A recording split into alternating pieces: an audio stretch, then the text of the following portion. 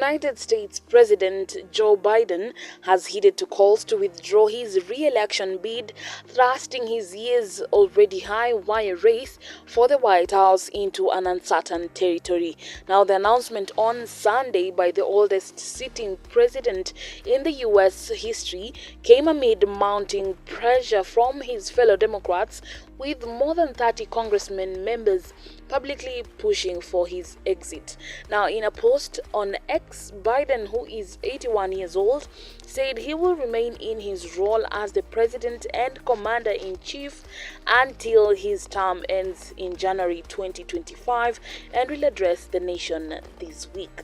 Well, of course, his tweet stated the following: "It has been the greatest honor of my life to serve as your president, and while it has been my intention to seek re-election, I believe it is in the best interest of my party and the country for me to stand down and to focus solely on fulfilling my duties as president for the remainder of my term." Now, his initial statement did not include an endorsement of Vice President Kamala Harris, but he followed up a few minutes later with an expression of support. Now, Harris, who is 59 years old, would become the first black woman to run at the top of a major party ticket in the country's history.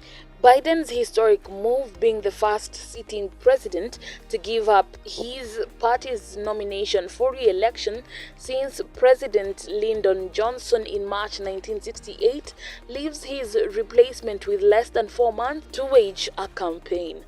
Now, the Democratic backlash against Biden comes after he delivered an unsteady performance at the first presidential debate of the 2024 election season, as he lost his train of thought and struggled to articulate basic talking points. Now, Biden's failure at times to complete clear sentences took the public spotlight away from Trump's performance, in which he made a string of false statements and trained it instead on questions surrounding Biden's fitness for another term. The 46th U.S. president's departure from the race leaves the Democratic Party in an unprecedented situation, with only a month until the Democratic National Convention and less than 4 months until November 5th election.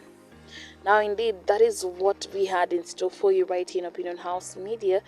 And I'd like to get your honest opinions on Biden's exit from the presidential race amid pressure. What do you think about that? For now, that's what we had. I'm your girl, as you very well know, Jojo Time.